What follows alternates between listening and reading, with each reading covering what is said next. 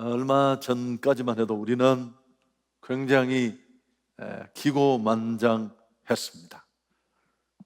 세상이 훨씬 더 나아질 것이라는 그런 기대를 가지고 있고 또 확신이 있었어요. 우선 4차 산업, 또 인공지능, 첨단의학의 발달 이런 것들로 우리 수명이 점점 더 길어져서 100년, 또 어쩌다가 재수 없으면 120년도 살 수 있고 장기를 막 갈아 끼우면서 그렇게 할 수 있을 줄 알았습니다. 소망이 있었죠. 근데 이 바람이 일순간에 날아가 버렸습니다. 이 코로나 팬데믹에 모든 것은 물거품이 되고 말았습니다. 세계의 문화, 예술, 경제 가장 중심이라고 할 수 있는 뉴욕이 그야말로 이 코로나19에 초토화되었어요. 선진 의료, 체계, 의학 다 소용이 없습니다. 지구촌에 이 코로나로 생명을 잃은 사람이 300만 명에 육박하고 있습니다. 백신이 곳곳에서 신속한 속도로 접종되고 있지만 코로나19는 지금도 광폭 행보 중입니다. 4차 유행을 두려워하는 걱정이 곳곳에 넘쳐납니다. 여러분, 우리가 신랄같이 잡고 있던 그 희망, 또 믿음이라는 게 이렇게 힘이 없는 것인가 또 한 번 우리는 느끼게 됩니다. 흥미로운 건 교회도 어두운 시대를 세상과 함께 했는데 교회 역사를 보면 오히려 이런 컴컴한 암흑의 시기에 교회는 더욱 빛을 발했습니다. 특히 초대 몇 세기 때 교회들이 그랬습니다마는 전염병이 로마 전역에 창궐했습니다. 지금 같은 이런 의료 체계가 없을 때니까 상상할 수 없이 어마어마한 숫자들이 죽음을 맞고 피할 길이 없던 그런 시대였습니다마는 오히려 그런 어둠 속에서도 피팍이 있었지만 교회는 희망이 무엇인가를 보여주었습니다.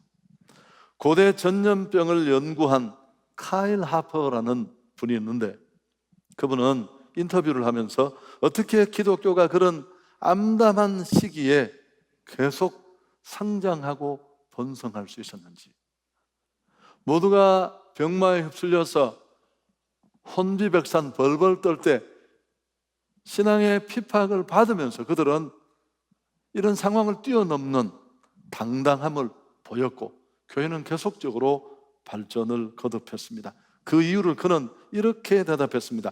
그리스도인들은 이것까지도 긍정적 과정으로 보았다. 현세는 본래 덧없는 것이고 더 큰 이야기의 일부에 불과했다. 그리스도인에게 중요한 것은 삶의 방향을 더 큰 얘기, 우주적인 얘기, 영원한 이야기 쪽으로 맞추는 것이다. 뒤에 좀 더 복잡한 얘기들이 달려있는데 이 하퍼는 이면의 지도라는 말로, 지도라는 말로 그 내용을 설명했습니다. 기독인들은 더 큰 세상을 보고 있었고 영원한 세계를 바라보면서 어차피 망할 세상, 이것조차도 하나님 손에서 일어나는 일이라고 생각하고 담담히 받았습니다. 그래서 평범한 종교인들이 주었던 그런 막연한 위안과는 완전히 차별이 났습니다. 흔들리지 않는 소망, 땅의 것이 다 무너지는데도 그들에게는 붙잡을 게 있었습니다. 그 로마의 카타콤 얘기를 했잖아요. 이 지하 묘지인데 이 묘지 속에 무려 시신이 200만 구가 발굴됐어요. 로마 시민은 전체가 100만이 조금 넘는데 그들은 신앙의 자유를 찾아서 그 지하 무덤을 5층, 6층 이렇게 지으면서 그 속에 280년을 살았어요. 313년에 기독교가 공인을 받고 비로소 280년 있던 그 지하 무덤을 나올 수 있었어요. 여러분, 이건 흔들리지 않는 하늘 소망을 바라보지 않았다면 도저히 버틸 수도 할 수도 없었습니다. 여러분, 오늘을 살아가는 우리에게 필요한 겁니다. 떨 때 같이 떨고 날아갈 때 같이 날아가고. 도대체 우리 안에 소망은 뭘 의미하는 건가요? 그들이 궁금하지 않겠습니까? 당신들 안에 있다고 맨날 외치던 그 소망, 그 희망, 뭐냐 그게? 그런데 이런 최악의 환경조차도 하나님이 인도하시는 일이라는 것을 확신하고 더 큰 세계를 바라보면서 그들은 담담히 시대와 맞설 수 있었습니다. 이 모든 일을 가능하게 하는 구심점이 되는 중대한 사건이 있는데 그게 바로 예수 그리스도의 죽으심과 부활입니다. 자, 오늘 본문 베드로전서 1장 3절은 그 핵심적 내용을 아주 담고 있는데요, 같이 한번 읽도록 하겠습니다. 우리 주 예수 그리스도의 아버지 하나님을 찬송하리로다. 그의 많으신 긍휼대로 예수 그리스도를 죽은 자 가운데서 부활하게 하심으로 말미암아 우리를 거듭나게 하사 산 소망이 있겠다.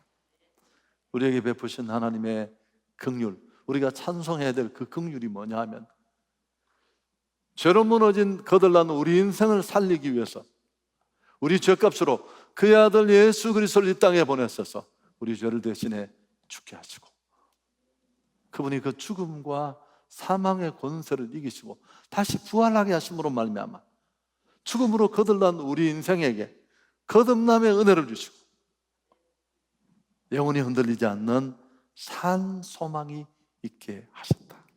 아멘. 여기서 이 산 소망이라는 엘피다라는 헬라어를 주목할 필요가 있습니다.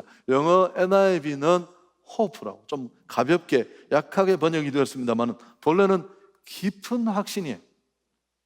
이 땅의 모든 것이 끝나는 순간에도 몸과 영이 부활되어 회복된 새하늘과 새 땅에 들어갈 수 있다는, 세상의 어떤 것에도 깨어지거나 날아가지 않는 그 하늘 소망이, 산 소망이 그들에게는 분명히 있고 이게 확신으로 존재했습니다.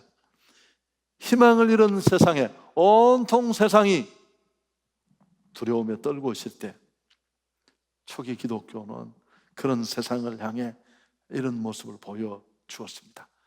그 소망의 근거가 여기 있습니다.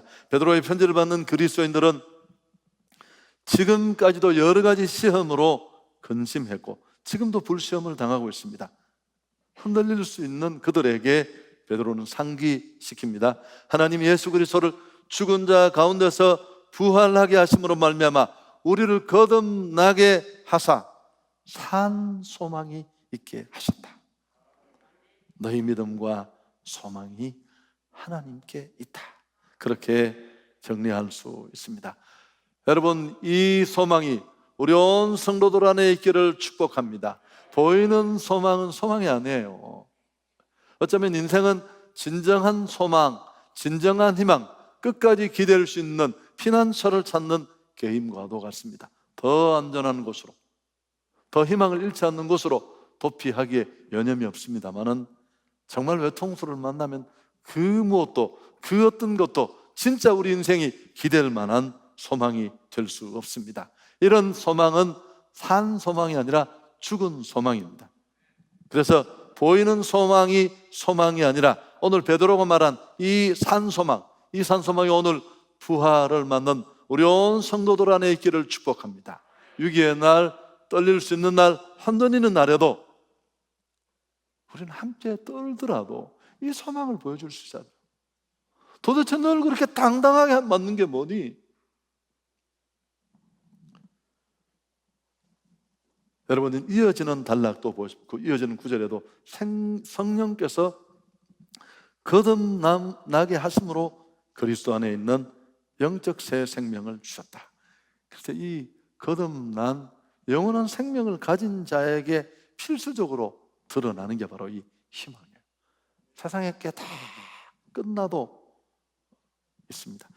산소망이 구체적으로 무엇인지를 말하는 게 4절에 나와 있습니다. 설명이 되어 있어요. 같이 한번 읽습니다. 썩지 않고 더럽지 않고 쇠하지 아니하는 유업을 있게 하시나니 곧 너희를 위하여 하늘에 간직한 것이다. 예수 부활을 신앙하면 영혼 깊은 곳에 이 희망이 심기고 우리 존재 속에 이 소망, 산소망이 녹아들어서 이제 어떤 상황에도 맞설 수 있습니다. 여러분, 세상 기업은 다 수백 년 성과를 남긴 기업도 순식간에 사라질 수 있습니다. 사실 예수 그리스도의 이 십자가와 부활은 굉장히 역사적 사실일 뿐만 아니라 쾌거일 수 있고 그 무엇도 빼앗을 수 없는 진정한 소망을 우리에게 주는 사건이 될 수밖에 없는 이유는 이 표현이 참 재밌는 멋진 표현인데요, 예수님의 사망과 죽음을 이기신 부활은 죽음을 죽인 사건이에요. 진짜 이게 루터가 한 말이에요. 여러분, 죽음은 우리 인생의 최대 공포예요. 뭐가 힘들고 뭐가 어렵고 뭐가 두렵다고 해도 죽는 것보다 나아요. 근데 인생이 만들어 놓은 모든 것들을 한순간에 부숴버리는 이 죽음을 죽인 사건이 예수 그리스도의 부활인 줄 믿습니다. 인간이 죽음의 문제를 딱 뛰어넘고 나면 세상에 뭐가 무서울 게 있어요. 죽음은 강력한 부활의 메시지였습니다. 우리가 이 사실을 경험하고 깨닫고 체험하고 나면 진짜 소망이 무엇인지 눈뜨게 될 줄 믿습니다. 흔들리는 것, 잠깐 사라질 소망이 아니라 저는 코로나19가 정말 전도하기 좋은 기회라고 생각해요. 너 봐라, 우리가 믿었던 게 이 작은 전염병 앞에 한순간에 날아가서 정말 우리가 뭘 잡아야 되겠니?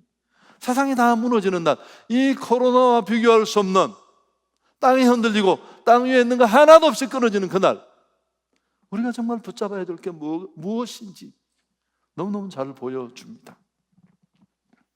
사랑하는 여러분, 우리가 정말 잡아야 될 분은 예수 그리스도신 줄 믿습니다. 대학생 선교회를 창안한 김준곤 목사님은 아주 복음에 붙잡힌 사람이었습니다. 사형리도 그의 머리에서 나왔고요, 그는 대학생들을 운동장에 가득 모아놓고 자기가 선창하면 그들이 이런 답을 따라하게 했습니다.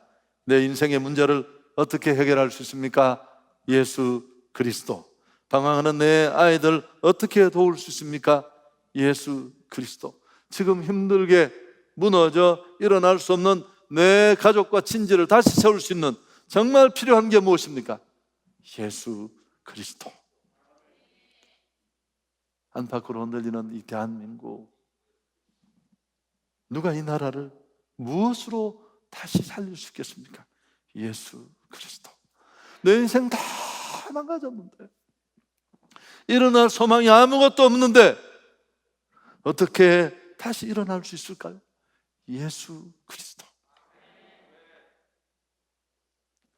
그래서 정말 이런 예수 그리스도가 진짜 소망이라는 확신이에 우리 성도들 모두가 설 수 있기를 주님의 이름으로 축복합니다.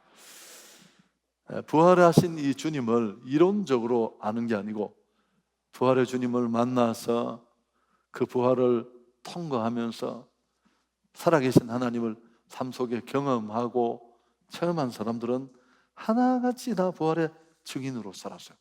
바울, 예외가 없습니다. 모든 사람이.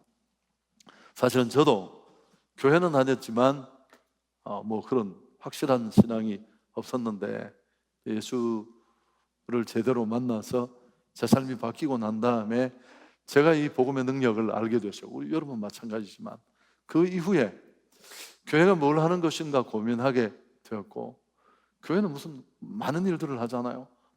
봉사, 또 무슨 섬김, 사회활동 여러 가지를 하는데 구제도 하고, 본질이 아니에요. 그건 다 옵션일 뿐입니다. 정말 예수가 그리스도라는 것. 소망 아닌 것에 기대하는 사람 20층 건물이 있는데 그 난간이 이렇게 조그마한 사람 막 걸려있는데 거기에 누군가가 막 기대서 인생사진 찍는다고 지하 떨어지든지 말든지. 여러분 가서 큰일 나다. 그건 그렇게 기댈 수 있는 게 절대 아니라고. 이거 너무 약했어. 여러분 세상에 그 어떤 소망도 진짜 소망이 아닌 줄 믿습니다. 그리고 지금까지 목회를 하는 동안 예수가 얼마나 진짜 죄로 무너진 인생에 참 소망이 되는가 너무 많이 봤어요. 뭐 한성교회 와서도. 그래서 그 복음을 전하는데 내 목회와 인생을 걸겠다는 게 제 결정이었고 지금까지 계속되고 있습니다. 오늘 아침에 잠깐 기도하는 중에 그런 생각을 했어요. 우리 성도들 힘들겠다. 저 인간 이거 또 시작했구나. 네, 또 시작했습니다. 저는 잘 멈추지 않을 거예요. 왜냐하면 지금까지 20년, 30년 동안 안 멈추었는데 또 멈추겠습니까? 저는 무슨 일이든지 실증을 잘 내는 좀 그런 스타일인데 복음은 그런 종류와는 전혀 다르더라고요. 왜? 시간이 가면 갈수록 다 빛을 발해요. 가끔씩 제게 메일을 보내는 분이 계세요. 전도주일날 좀 다른 설교해 주십시오. 가끔은 아니라 13년 동안 두 사람이 있었습니다. 제가 너무 마음이 아파서 제 아내에게 얘기를 하면 사실은 내가 할 말이 없는 것도 있지만 복음이 뭐 다른 게 있겠습니까? 우리 와이프가 신경 쓰지 마세요. 계속 하세요. 계속. 들으면 들을 때마다 자기는 너무 좋고 은혜 받고 새롭고. 우리 와이프가 원래 그렇게 저를 두둔하고 못하는 거 잘한다 이런 사람 같으면 내가 안 믿지만 한 번도 그렇게 한 적이 없었어요. 항상 설교 준비 더 하셔야 되겠습니다. 본문 묵상이 부족합니다. 뭐 그런 이야기 하는 분이에요. 자, 그래서 여러분 이번 이 부활 주일도 정말 우리가 부활의 감격이 있다면 진짜 세상의 소망이 아니라는 게 내 안에 체험적으로 고백되고 남아있다면 우리는 이 부활의 주님을 전해야 할 줄 믿습니다. 이걸 어떻게 안전할 수 있어요? 소망 아닌 것에 매달려서 그게 소망인 줄 알고 그 줄은 끊어질 텐데. 여러분 내가 100억 부자를 봤잖아요. 제가 신학을 하고 처음 시작한 그 당시 100억은 지금은 얼마라고 해야 될까요? 연탄 공장에 뭐 어마어마한 부자였어요. 그 100억이 한꺼번에 날아가는데 권사님 남편인데 돈이 나가면 그냥 날아가나요? 주인을 패고 날아가요. 동네 사람이 빗장이가 패는 게 아니고 안 패도 인생을 거기 걸고 모았던 그 돈이 일순간에 날아가는 거 보면 그거 보고 다 돌아가요. 없던 병 몇 가지가 일순간에 몸에 다 달라붙어요. 급성급성으로. 이분도 만신창이가 돼서 돌아왔습니다. 내가 신방을 갔는데 펑펑 울더라고요. 그래서 내가 우십시오. 왜 울어야 되느냐 하면 당신은 소망 아닌 것에 인생을 걸고 거기 매달려왔다. 어차피 그거 원래 끊어질 줄인데 잘 끊어졌다.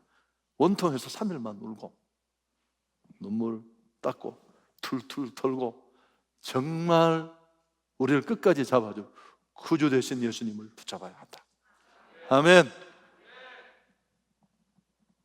그래서 우리가 이 예수가 그리스도라는 복음을 우리 아니면 전할 때는 아무 데도 없어요. 한성교회는 항상 태신자 전도법으로 이 일을 해왔는데요. 여러분 태신자 전도법은 여성이 아기를 잉태하는 데서 모티브를 얻은 거예요. 그래서 첫 번째 태신자를 품고, 두 번째 산모가 아기를 이렇게 참 잉태한 분이 아기를 위해서 여러 가지 태교도 하고 음식을 가리듯이 사랑으로 기도하며 잘 섬기고, 세 번째 단계는 마지막 날 정해진 D-Day 날 우리는 5월 30일이 되겠죠. 31일도 되지만 가능하면 30일 주일 예배 속에 초청하면 정확한 복음을 제가 정하고 그 시간에 본인이 결단하게 하는 겁니다. 오늘 이제 태신자 5명을 우리가 정하는데 누군지 몰라요. 우리 관계 속에. 그래서 좀 범위를 넓게 5명 정도 줄여서 가장 중요한 건 갈급한 심령을 찾는 것입니다. 하나님이 이번에 구원 주실 분이 누굽니까? 반드시 있습니다. 내가 관계하는 4, 5명 중에 한 명이 있어요. 통계적으로 증명이 된 거고, 이번 제주 선교회, 아니 이 코로나에 누가 요새, 여러분 최근에 새가족이 많이 와요. 멀리서 와요. 제가 어떻게 오셨느냐고. 물론 반 정도는 더 좋은 예배 소문 듣고 오신 분도 계시지만 반 정도는 새가족이에요. 여러분 이게 이해가 되세요? 지금도 구원이 필요로 한 사람들이 많아요. 제주 선교팀이 그 열악한 환경에, 이제 지사장님 오면 간증하겠지만 금찰 때 밤 10시, 11시까지 우리 선교팀이 막 찾아가서 껴안고 울고. 여러분 꼭 태신자를 적정하시고, 두 번째는 그분들을 사랑으로 잘 섬기는 일입니다. 우리 주보 안에 태신자 용지도 절치선 2매가 들었지만 행복 매뉴얼이 들었습니다. 스마트 매뉴얼도 걸려 있습니다만 꼭 버리지 마시고, 그 속에 보면 안부 맺기, 사랑의 식탁 나누기, 도벌의 뮤지컬 하모니 초청, 이런 일정들, 그게 다 관계와 사랑을 보여주는 것들입니다. 그렇게 해서 꼭 정해진 날 예수 믿고 왔으면 좋겠습니다. 설교 정리하고 기도하고 작정할 텐데 한 5분은 더 걸려요. 인간은 희망을 먹고 사는 존재입니다. 사회학자인 에릭 프롬이 한 말이에요. 사람은 먹지 않고 40일을 버틸 수 있습니다. 물론 이게 물까지 안 먹었을 때 얘기인데, 그렇지만 소망이 끝났다고 생각하면 그날로 인생을 끝낼 수 있어요. 이유가 없으니까. 근데 문제는 그 소망을 갖는데 그게 어떤 소망이냐라는 게 더 중요해요. 여러분, 세상에 속한 소망, 우리가 소망이라고 생각하는 건 죽은 소망입니다. 좀 전에 제가 정말 많은 사람들이 기대고, 우리 인생 필요하지만, 많으면 좋지만, 자유를 주지만, 그게 우리가 기대할 수 있고 우리 인생이 내 가게 전체가 매달릴 수 있는 줄은 아니에요. 그건 정말 돈이 얼마나 빨리 움직이면 돈이라고 이름이 지어졌는데, 아니 기댈 때가 따로 있지. 다 썩고 더럽고 쇠하여집니다. 세상 소망은 성취해도 한낱 순간에 불과합니다. 이 사실을 간파한 영국의 극작가 버나드 쇼가 유명한 얘기를 했습니다. 인간에게는 2가지 종류의 절망이 있는데, 첫째 하나는 자신이 바라던 소망을 성취하지 못할 때 오는 절망, 이건 괜찮아요. 두 번째, 다른 하나는 그 소망을 성취한 후에 느끼는 절망이다. 절묘한 표현이죠. 여러분, 못 얻어서 절망하는 거 괜찮아요. 또 노력하고 도전하면 돼요. 다시 할 수 있잖아요, 살아있는 날. 그런데 소망인 줄 알고 모든 대가를 치르고 비신사적인 방법으로 얻었는데 이게 소망이 아닌 것, 그때 느끼는 절망, 이건 그냥 아파트 꼭대기로 올라가야 돼. 오늘 하늘 소망을 붙잡을 수 있기를 주의 이름으로 축원합니다. 여러분, 우리는 이 소망 하나로 굳게 서면 돼요.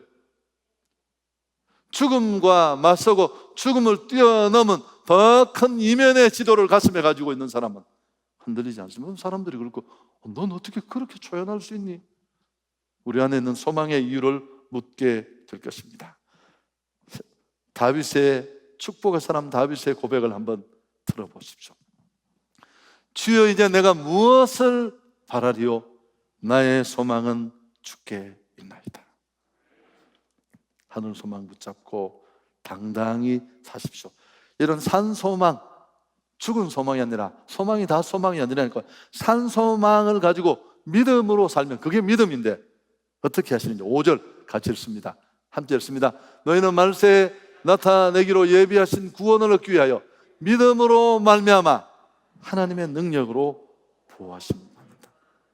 하나님은 자기 백성을 끝까지 책임져 주세요. 이 보호하심을 꼭 누릴 수 있기를 축복합니다. 제가 이번 주간에 읽었던 책 한 권을 얘기하고 마치려고 합니다. 사실은 이 책을 꽤 오래전에 우리 성도님이 선물로 보내주셨어요. 제가 어떤 이 미치 앨범에 책 이야기를 했더니만 그분이 쓴 또 좋은 책이라고 제게 보내주셔서 제가 안 읽고 있었는데, 이번 주간에 이 주제와 잘 맞아서 억지로 읽었습니다.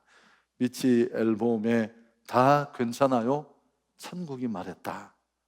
머리와 함께 한 화요일이라는 유명한 책의 저자입니다. 이 소설이에요. 어릴 때부터 기구한 운명을 타고난, 참 인생이 이럴 수도 있구나 싶은 앤이라는 여성이 나옵니다. 그러다가 힘겹게 살다가 어떻게 고전 끝에 간호학을 공부하고 간호사가 되었는데, 그때 이 파울로라는, 어릴 때 알던 이태리로 유학 갔다 돌아온 이 파울로라는 남자를 다시 만나서 결혼을 합니다.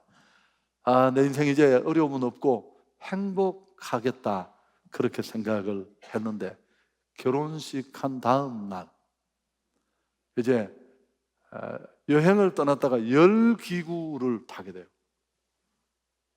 이 애니가 막 졸라서 이 기구를 타게 됐는데, 이게 결혼식 올리고 14일이가 14시간 만이구나. 이 열기구가 떨어졌어. 이 열기구를 조종하는 사람이 경험도 없는 데다가 자기 실력을 막 과신하고 뭐가 한번 증명하고 싶은 이런 이상한 사람이어서 날씨가 안 좋은데 이걸 강행한 거예요. 떨어져서 이 남편 파울로가 아주 폐를 심하게 다쳤어요. 그래서 폐를 이식해야 되는데 이 애니가 막 자기 폐를 이식해달라고 졸라요. 억지로 이식을 해주고 수술 중에 의식을 잃습니다. 한 사람을 만나고 그 다음에 눈을 뜨니까 병원이 아니고 천국이에요. 그 천국에서 5사람을 만나서 뭐 이런 쭉 얘기인데, 종교적이진 않습니다. 그렇지만 대단히 종교적이고 삶과 죽음을 대하는 우리의 태도를 가르쳐 주는데, 책이 꼭 이 얘기를 하고 싶어 하는 건 아닐지 모르지만 저는 이 책 제목이 다 은혜가 돼요. 그냥 나식으로 해서 그러면 다 괜찮아, 천국이 말했다. 여러분, 정말 이 소망이 있으면 어떤 절망 앞에도 다 대답이 있고 이해가 되고 수긍이 되고, 초대교회 성도들이 가졌던 그 핍박을 받으면서도